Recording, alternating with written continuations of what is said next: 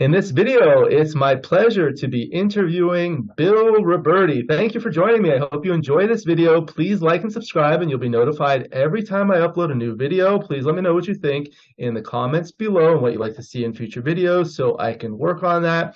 My book, Backgammon, Backgame Strategies, is available. There's a link in the description to where you can get it. And if you're interested in lessons, please contact me via email. My email address is in the description. And in this video, it's truly an honor, pleasure, and privilege to have the legend, Bill Robertie, two-time world champion, prolific author. Everyone knows him. It's just an honor to have him. Thank you for joining us, and welcome, Bill. Okay, glad to be here. Yeah, we're happy to have you. How are you doing today? Doing fine, can't complain. And you're joining us from Boston, is that correct? Actually live in Arlington, which is just outside of Boston. Okay. Suburb. Nearby. Very good. How's the weather there this time of year? Cold. Amazing. Yeah.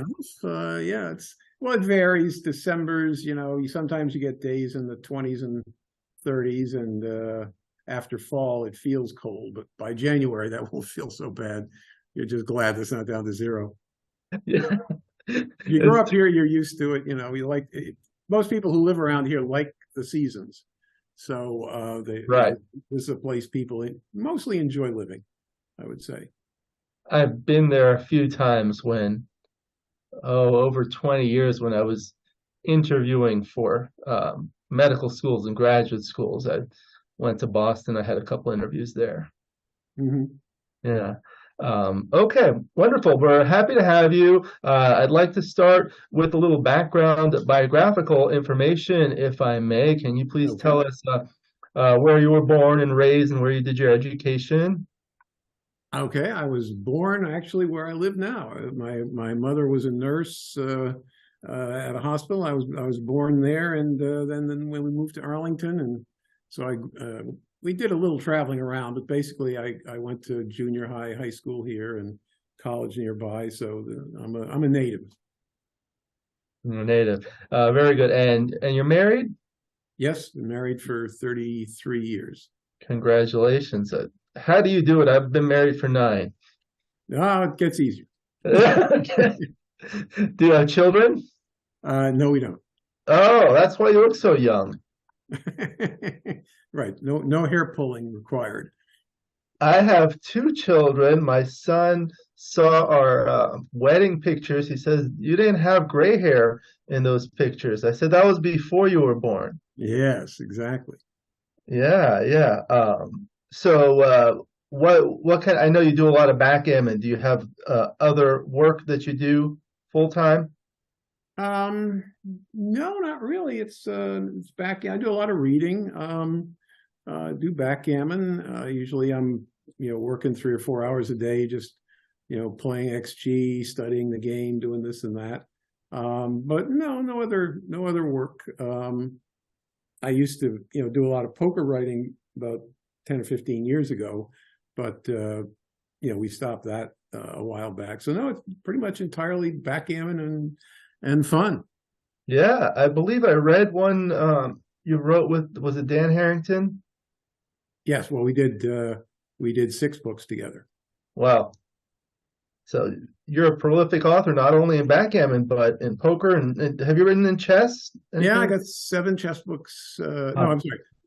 Danny and I did 7 poker books together, and I've got 6 chess books out there. Chess books are all for beginners. They're strictly beginner books.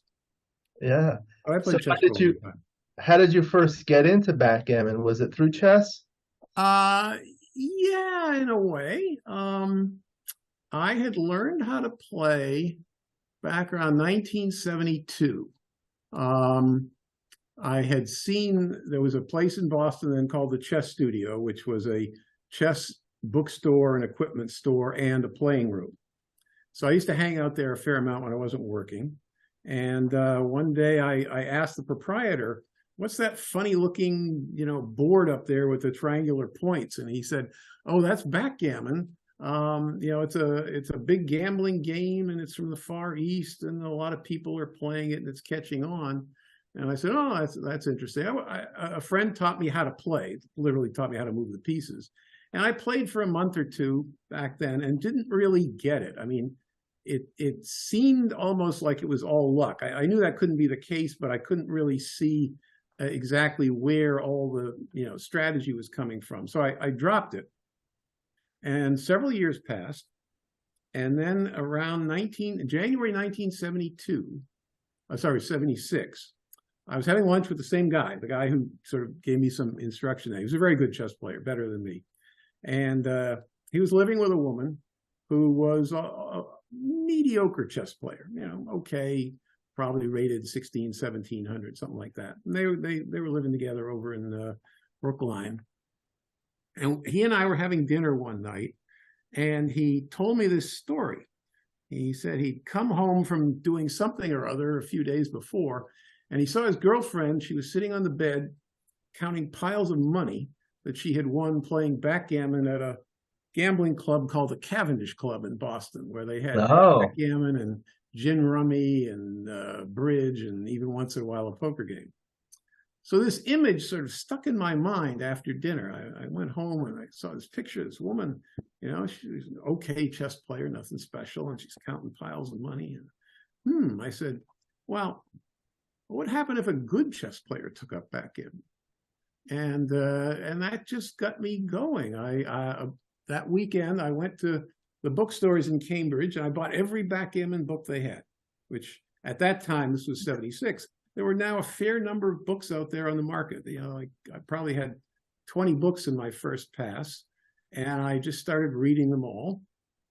And I sorted them out into three categories.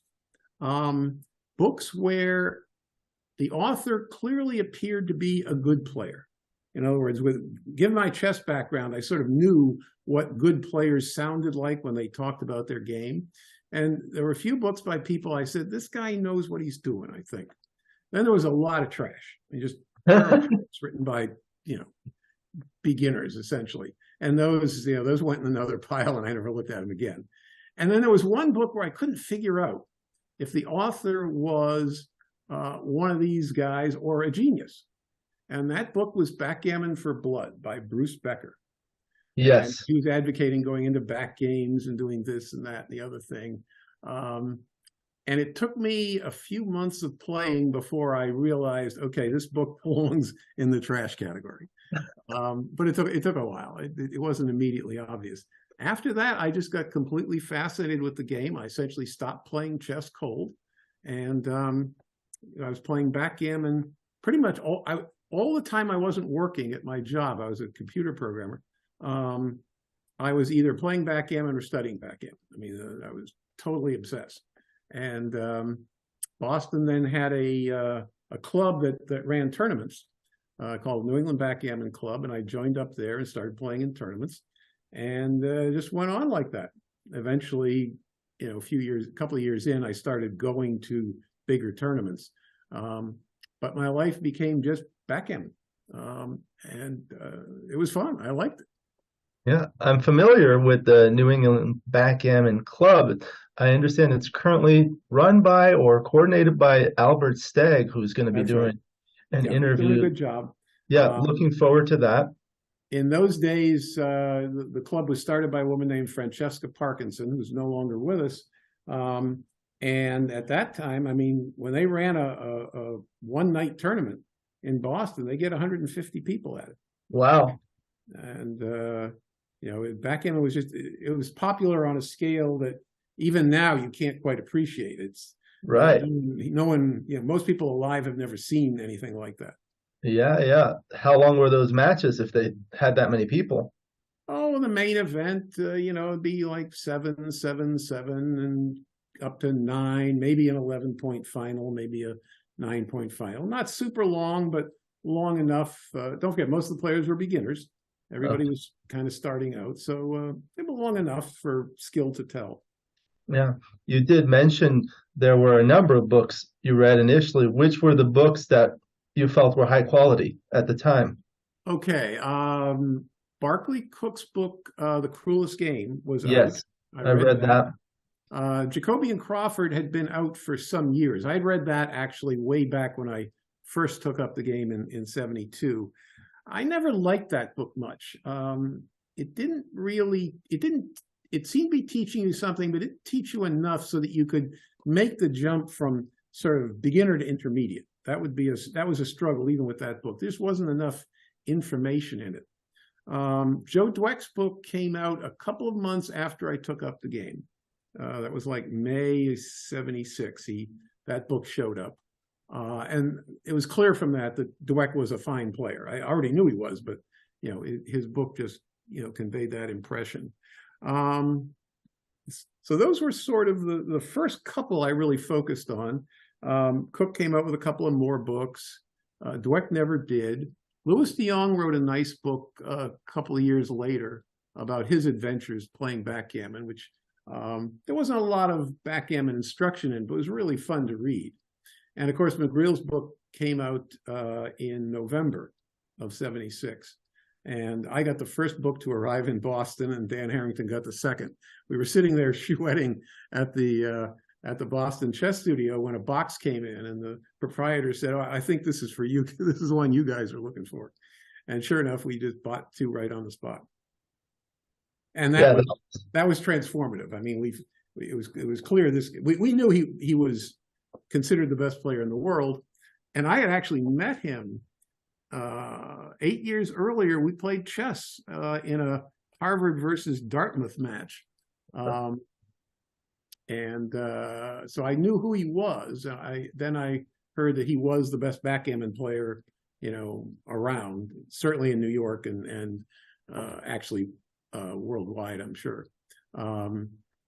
So his book was just something we pored over for weeks and weeks and weeks.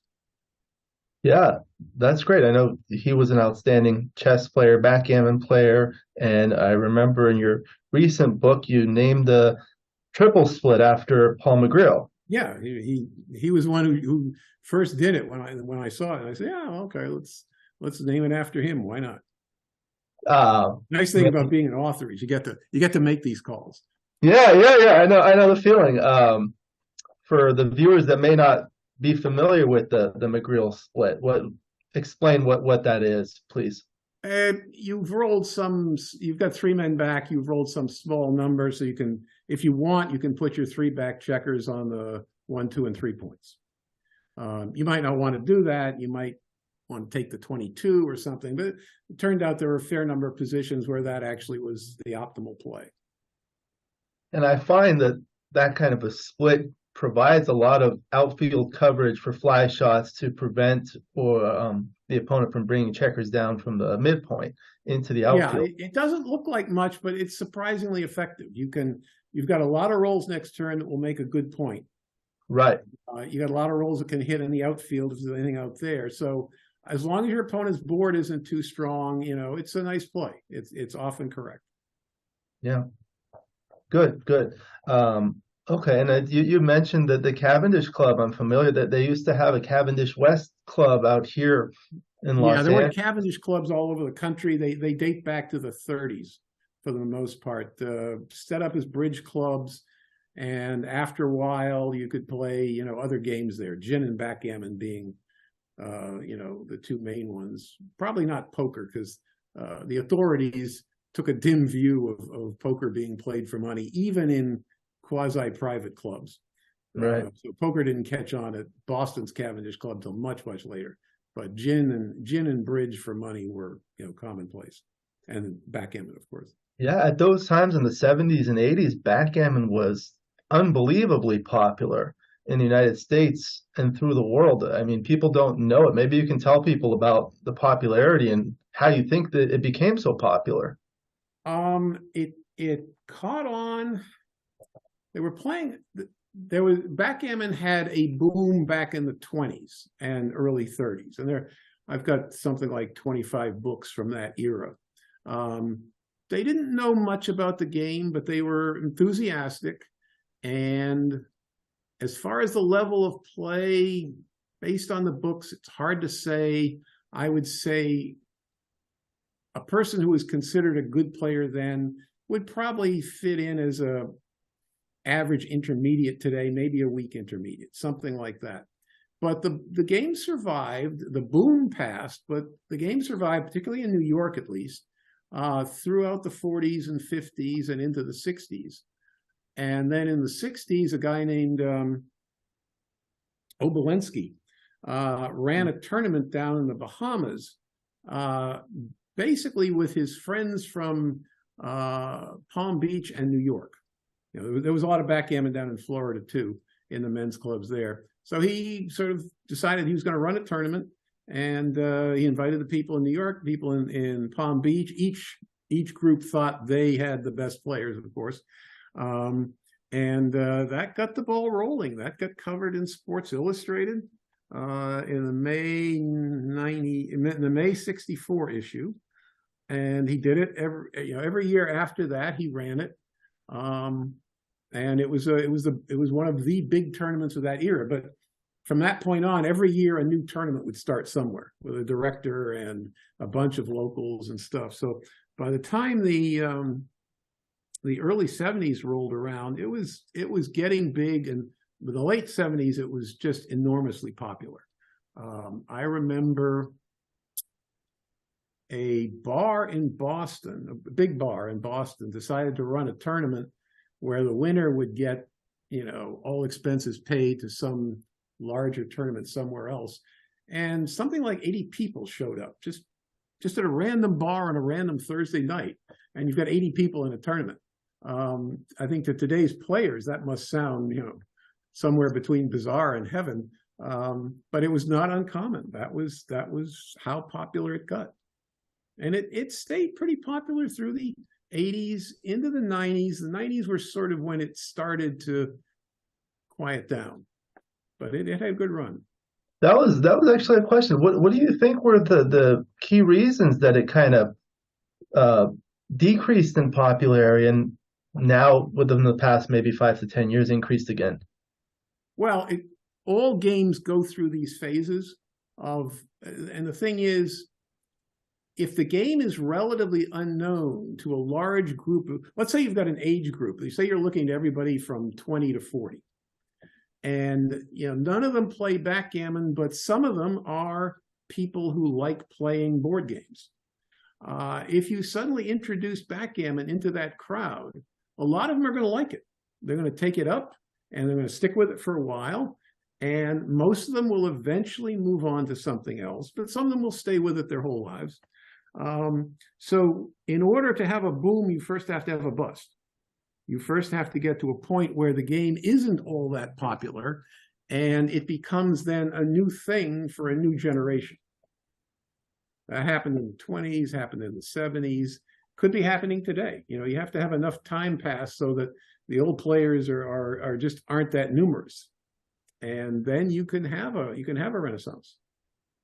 I feel like nowadays it's kind of almost exploded, with the internet, of course, but I feel like, of course, the COVID pandemic was terrible. We would never want that to repeat, but I like to see some of the good things about it. Is one of the good things is people started playing online, and we've had a lot of those things. People have written books, and I feel like backgammon has become more popular, at least in that respect. You see the social media forums and books, videos, all sorts of stuff. Yeah, no, totally true. Using mediums that weren't around in the '70s, there's no such thing as online backgammon, but yeah, in a slightly different way, it becomes very popular. Yeah. And if that's happening now, it'll have a good 20 years to run, I'm sure. That's actually one of my personal goals. I'm going to be on the board of the USBGF, and one of my personal goals is to try to get more people involved in backgammon, whether it's coming to play at the big tournaments or locally or whatever. What are your thoughts? Do you have any ideas on how we can do that?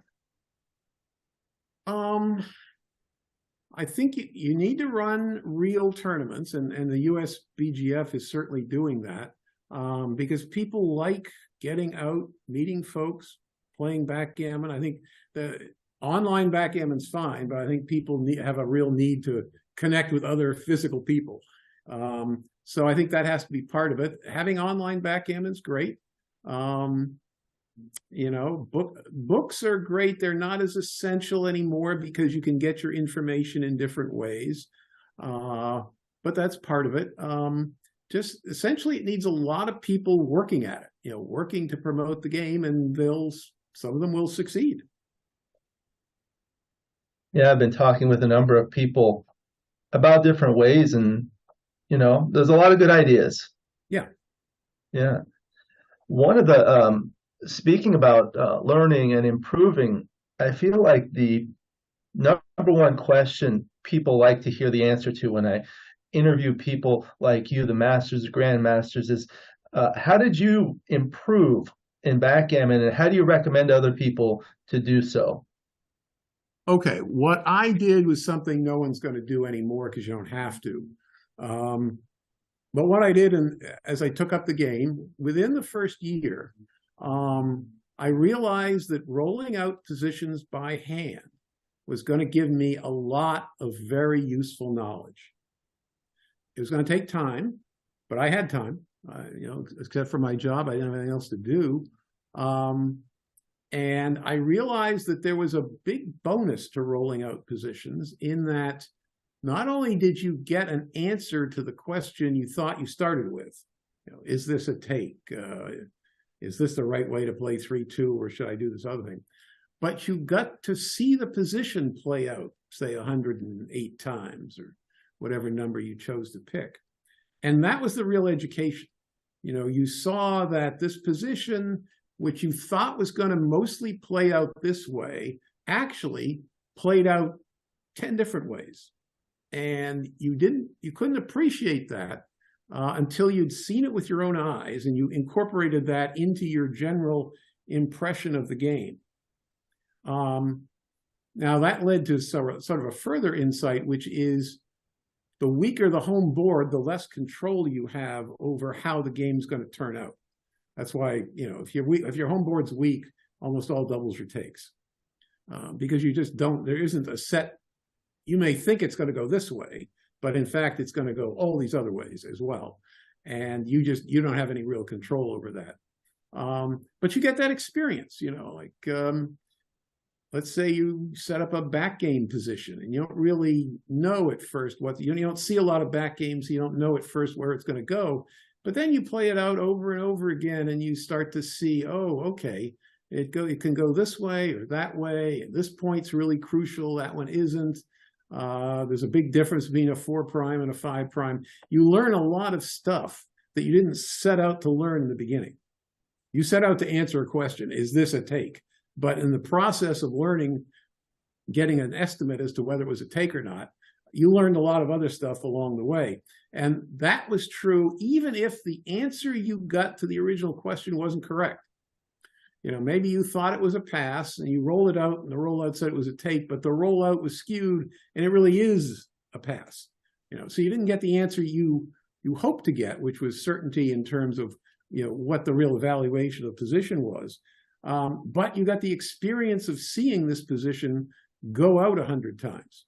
And that was invaluable. Magriel was doing that. I was doing, not many players were doing that. Jim Pascoe caught on very quickly that was a good way to improve, but he loved backgame. So he was in another direction. But no, it was the concentrated experience of seeing positions go. And even though today you would never do that exercise, because if you wanted to know the answer, you just set up XG and put it in and get it. But XG wouldn't show you, it wouldn't give you that knowledge of how the game was unlikely to go. And that's very, very useful. So that's how I got my education. And it was a little haphazard, this or that, but it worked.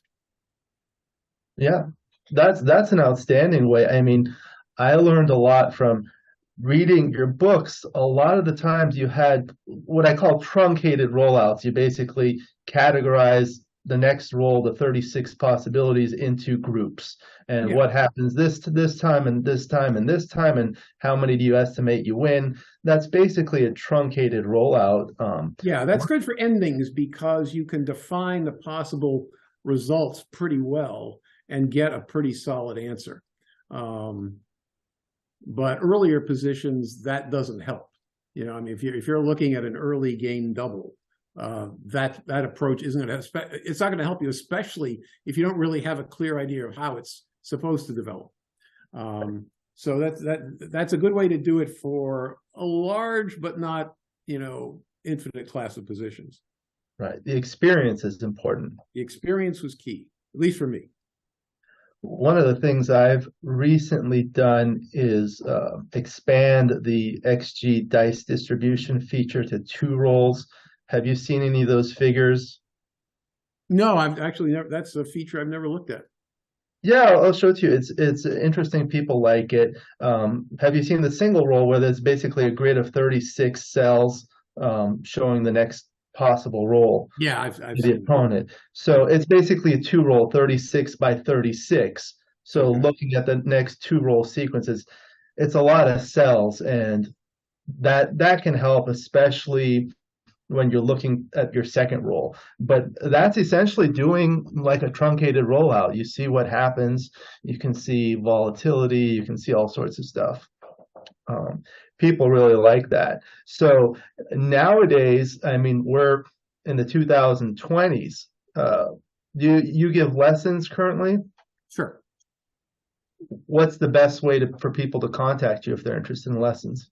Oh, they can just email me at you know, gammon_press@msn.com, and we can set something up. Okay, I'll put that in the description. But other than, you know, these things that you did, how do you recommend people improve nowadays?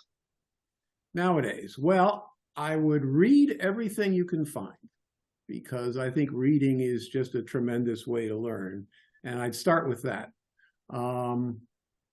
After that, you know, if you've really got the bug for the game, got to play a lot. So find where you can play in your area. Go out and play real people, physical people over the board. There's more fun than playing them online, but that's okay too. You know, online's a great resource, especially if you're in an area where there isn't a lot of activity. Lessons can help. You know, if you've gotten to a point where you're an okay player, but you don't know why you're not better, lessons can be very useful, and there are different people who give lessons. And then you just keep doing it. You know, you've got to be like a bulldog. You know, you got to just say, I want to do that. I want to be good at this game, and by God, nothing's going to stop me. And if you've got that attitude, you will get good at it. Yeah, practice. Yeah. It takes time. I wrote in my book a poem called How I Learned from the Bot. So it's a poem about basically how I learned from XG, because I spend a lot of time playing on my computer for a number of reasons. I feel like it's much faster. You don't have to wait for the opponent. It tells you the right plays so you can learn it. You could just get a lot more quickly out of that. But I understand you don't get the social aspect when you're doing that. But I find that helps a lot. It's just like practice. Oh, yeah. And looking at different variants of positions, modifying the positions, rolling them out, all of these things. Yeah, I don't know any human activity where practice doesn't make you a lot better. Right, absolutely. So some of the things that you are most famous for, one of the only 2-time world champions. I guess you were probably the first 2-time world champion of the modern era, excluding before it was in Monte Carlo, where Tim Holland, I believe, won it 3 times. Tim Holland won 3 in a row when they were in Las Vegas. He won the first 3. Right. Which gives you an idea of how far ahead of his time he must have been, because you know, those were fields of 128, and that's pretty impressive. Yeah, I remember, I believe, was it him you were writing about in the openings, where he would make the 3-point with an opening 5-3, and everyone thought that was crazy, but no, it was 6-4. 6-4. Yeah. And he wrote 3 books, which I would recommend anyone get, even though they're long out of print, but if you can track them down. But when I was starting the opening books, this is now 4 or 5 years ago, I reread his book. His first book was called Better Backgammon. Or sorry, Beginning Backgammon, then Better Backgammon, then Backgammon for People Who Hate to Lose. But he understood that no one else at the time really got that. He understood here's three totally different plays, and they could all be equivalent. And that was a real insight. And when I read that, I'd totally forgotten about it since I hadn't looked at the book for 40 years. But when I read that, I said, this guy really understood the game well. It wasn't just that he found a hard play. He found three plays, and he knew they were all sort of the same, sort of equivalent in an absolute sense. That was a real insight. Yeah, the 6-4 is very interesting because it can be played differently, and they're all very close. At DMP, the running play is better. When gammons are more important, you want to make the point.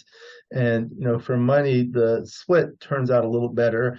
We play in one of the online chouettes I play, and I think this rule was started by Phil Simborg, where if the box dances on a 1-point board, have you heard this one? No, but I'm looking forward to it.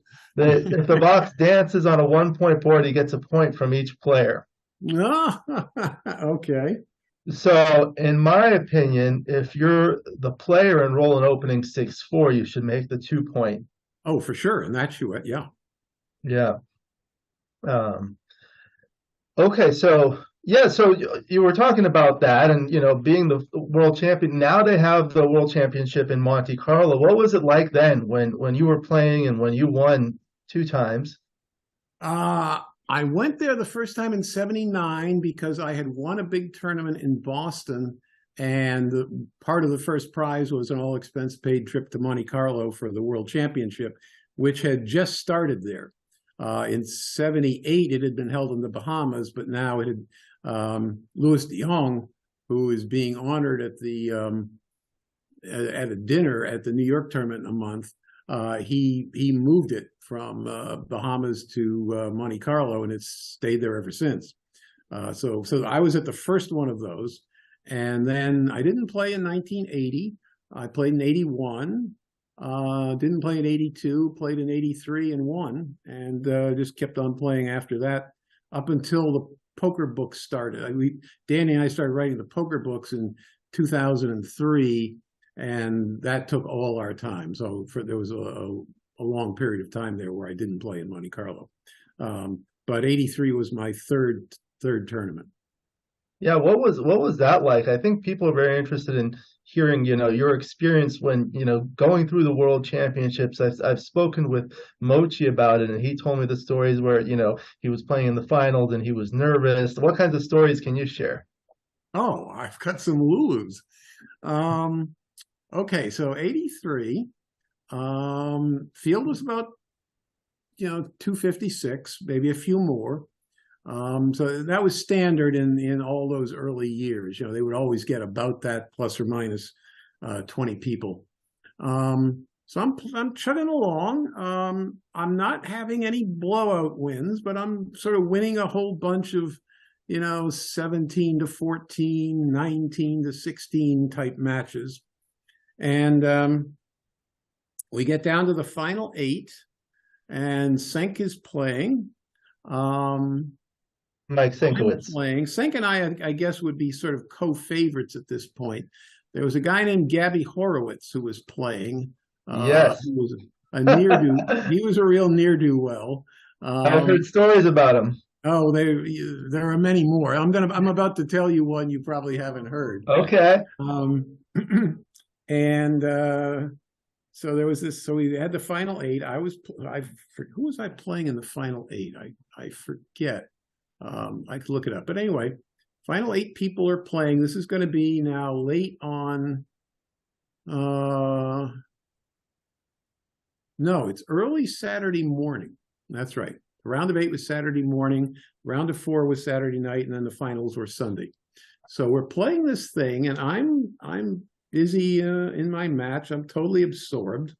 Senk is playing Gabby Horowitz, and he's at the other end of the room. I saw the match going on for a while, and then I took a pause in my match, and I noticed that there was nobody at that board.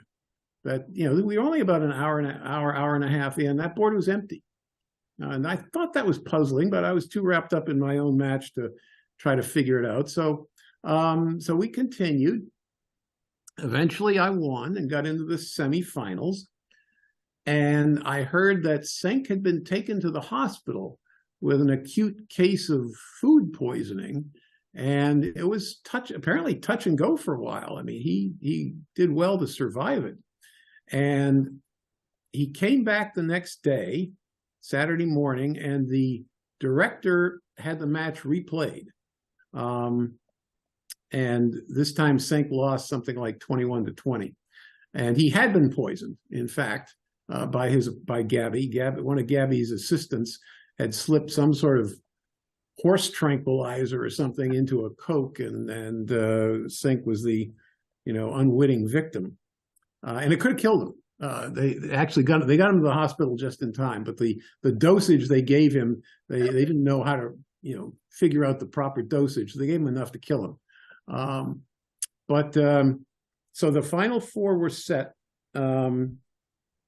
by mid-afternoon on Saturday. It was me, it was Gabby Horowitz, it was two other guys. So Louis de Jong, the director, took me aside and he said, "Bill, we got a problem here. You have to win this tournament for the glory of backgammon, because we can't have one of these other three guys winning." I said, "I'll do my best, Louis. I'll do what I can." And on Sunday, I came from way behind. That was the thrilling, final of this thing. Yeah, surprisingly, I have heard the story of the poisoning, I believe through Bob Wachtel. Either he told me personally or in another video or in his book. Have you seen his book, The Backgammon Chronicles? He has a lot of great stories about that. He has a lot of great stories. I didn't see that one in there, but I'm not sure I've read the whole 2-volume set in its entirety. But this story spread fast around the backgammon world. Yeah, I've heard a lot of stories about Gabby Horowitz because I live in Los Angeles, and that's where. Oh yes, that was his stomping ground. So I know some of his best cons there. I know we need to wrap it up pretty quickly. So there's just like a couple other things. One of the things I did want to talk about is your books, because you have written so many books, and these are like, it's just like, you're my favorite backgammon author. I've learned so much. I do have to express my gratitude to you for just doing that. It's a lot of work. I know how hard it is to write a single book, and you've written many, many books. So I wanted to give you an opportunity to kind of talk about that. Well, I'll tell you how I learned how to write. This is kind of a funny story in itself. I was at college and took a whole bunch of courses. And in most non-math courses, you had to do essay questions on finals and write a paper and this and that. And the first 2 years I was at college, I would predictably get B-, C+ on all my papers and writing efforts. And my junior year, I took a course I really liked on the history of the United States from 1820 to the Civil War, roughly covering 1820 to 1860. It was a delightful course. We had a great textbook. The course was taught by the author of the book, and I was really enjoying it. And January that year rolled around, and I had to take the final. And I said to myself, "Oh, Jesus, another B-, C+." And an idea popped in my head. I said, "I'm just going to have a good time. I'm just going to yak on about whatever I feel like talking about and make it like a conversation between me and the professor." So I did that. It was a 3-hour exam. That's how I wrote my essay questions, in a very chatty, conversational way. And a few days later, I went down because the exams were ready. I picked up my exam, and on the front was my grade A. And I said to myself, "Self, you're onto something here. This is good." And the rest of my 2 years in college, I wrote the same way and got the same results. So I said, "Okay, this is how you write. This is what you do." And I pulled that through the poker books and into the, most of the backgammon books. And I try to write as though I'm sitting there telling stories to somebody who's eagerly listening and explaining at whatever length is required to, get the idea across in a conversational way. And that's how it comes out. Yeah, when people ask me about like books and backgammon, the most prolific authors, I have you at the top. Other people, I put Paul Magriel, Kit Woolsey, Walter Trice, and more recently other people like Mark Olson, Michi, and things like that. But I mean, you've written a lot, a lot, and 13, I think, and counting. 13, and that's just the books. The backgammon books, yeah. Yeah, that's just the books. I mean, there's articles, all sorts of stuff. So it's just amazing the kinds of contributions you've made to the game. Everyone really appreciates it. Before we, I like writing. It's fun. Yeah, I just do it for the fun of it. Yeah, it's good, especially like if you have time on your hands. It's good. For me, it's harder to do because I have work and family and things like that. Yeah. But yeah, so no, we wanted to go through at least one position. So let me go ahead and share this because I know you really enjoy back games. You've written a lot about it. So we have this position here. You able to see that position? See it clearly, yeah. Okay, so let me do that. Okay, so this is a position from my book in back games, but we were talking about it, and I think you're definitely an expert in this, and you can kind of go through the thought process. So here, black is I call it the defender, and white is the attacker. Black is at the bottom, and white is at the top. It's a money game or an unlimited game. Black holds a 2 cube, and white is on roll with a 5-3 to play. So what is your thought process, and how do you come up with the play in these kinds of positions? Okay. So the first thing is if it's a back game, there are all sorts of good plays that are not going to be the first thing you see. So you have to kind of just accept that every position has to be thought out by itself. The obvious first candidate here is going to be 21 to 13. Just get the back checker up. But then the question is, do I like the position I get? And the answer is no, I really don't. The opponent's got 8 checkers back. He can, when he makes the 4-point, I'm in a little difficulty. If he can make the 4-point and then eventually get the guys on the 1 and the couple of the guys on the 1 and the 2 out, so he's going to be holding the 1-3-4 game. And if the 1-3-4 is well timed, it's incredibly strong. You're just going to get shots every turn. There's going to be triple shots, and you've got all sorts of problems to deal with. So then the question becomes, well, what can you do to just sort of disrupt the flow of how this is going to go? Because that's what I just said was not a satisfactory result for white. He's just going to, most of the time, he's just going to drift into an unpalatable position where the opponent's got 3 back game points.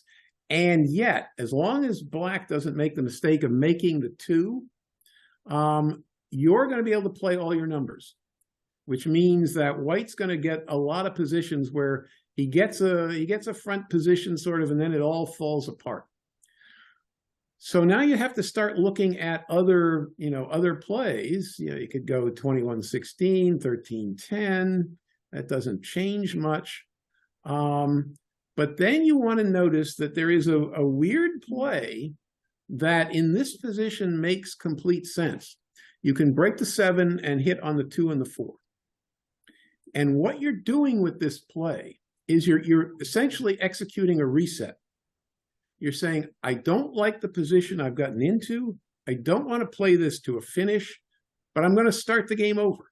I'm going to break the 7, hit on the 2 and the 4, accept the fact that I'm going to get checkers hit, and then simply, play from that position, which is even with that, even with white giving up a point, leaving 2 blots, getting hit, white's game isn't bad. He's still going to be ahead in the race. Black's board is not formidable. White's going to come in and come out, come around, and you're going to get to you're getting to a position where maybe you're not much better than 50-50, but the other way you were going to get to positions where your game got hopeless. And so suddenly, even though it might be a hard play to see, if you realize how difficult your game is likely to get here, a reset is like a good thing to do. So the more you look at this, the more 7-4-7-2 just says, oh, okay, I like that. I can play that position, even though your position at that point then just consists of the 6, 5, and 8 points with some spares. But that's okay, because you're taking away Black's timing advantage, and Black doesn't have any position where he can block you in. And now you can start to play normal backgammon again, but you've taken it out of the route where it was going. That's the line of thinking you sort of have to get. You got to notice, first of all, in back games, you got to look at everything. I mean, you got to look at all kinds of plays, even if some seem absurd or counterintuitive or whatever. Everything's on the table in a back game, and 7-4-7-2 has to be on the table as well, because it's a complete restructuring of the position, basically going back to the beginning and starting over. And if your alternative is a back game where your opponent has 3 points and good timing, that's not a bad result.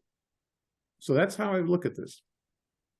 Yeah, I've studied the back games a lot, and mostly double anchor back games. But when you talk about triple anchor back games, I think one thing you mentioned briefly or alluded to, I find that when there's a gap between 2 of the points and the other point in a triple anchor, it's much stronger than when you have 3 contiguous points, such as right. 1, Yeah, 3, that's 4. a key instinct. Yeah, 1, 3, that's 4. Why Black, when Black looks at this position, the first thing he has to realize is I cannot make the 2 point. I got to leave that alone. Right. Even the 1, 2, 3 is very weak, I feel. Oh yeah, that's terrible. Yeah. You get backgammon a lot there. Yeah, because I tell people, like in the 1-2 back game, you can kill 5s and 6s. In the 1-2-3, you can also kill 4s. Mm-hmm. Yeah. So here's the answer. You're right. You have to break the point, prevent him from making the 3rd anchor, and anything else is a blunder. The 21-13, the natural play, turns out to be a blunder. These are all 4-ply huge rollouts. Yeah. 21-13 has the merit of being second best, but it's second best by a lot. Yeah. Okay, so that was good. I like to go through some positions. People really enjoy this. I know you have to get going, but perhaps we can continue and talk further in subsequent videos, or perhaps play a match as we had discussed. Happy to do it. Yeah, it's really been a pleasure having you. Just like, you think like these legends are, unapproachable, but you're completely the opposite. So, I really appreciate your time. Before we conclude, do you have any final comments? No, I'll just say, discovering backgammon was one of those kind of unexpected detours in life that you have to be open to. A lot of people, they're in high school, they're in college, they're sort of thinking, what do I want to do? Where do I want to go with my life? This and that. They get a plan, and they've got it all mapped out. But it's crucial in life that you allow yourself to, be open to other possibilities, because something may come along that you didn't expect, and it turns out to be just right for you. And that's what backgammon was for me. Yeah, I definitely enjoy it a lot. Nowadays, it's a little hard to pay the bills by doing that. Yeah. Okay, so wonderful. Thank you again very much. We'll go ahead and conclude this video, and you're welcome to come back in future videos. We'll do some more. Happy to do it. Yeah. Yeah, I'd appreciate that. Thank you again. We'll go ahead and conclude. Thank you to the viewers for watching. I hope you enjoyed this video. Please like and subscribe, and you'll be notified every time I upload a new video. Please let me know what you think in the comments below, what you'd like to see in future videos so I can work on that. My book, Backgammon, Backgame Strategies, is available. There's a link in the description to where you can get it. And Bill, your books are available on the Gammon Press. Is that correct? Yeah, Gammon Press website. I will put a link in there, and I'll put your email address for people that are interested in lessons. Can you please repeat it one more time? Oh, sure. Gammon_press@msn.com. Gammon_press@msn.com. I look forward to seeing everyone in future videos. And until then, keep rolling your dice.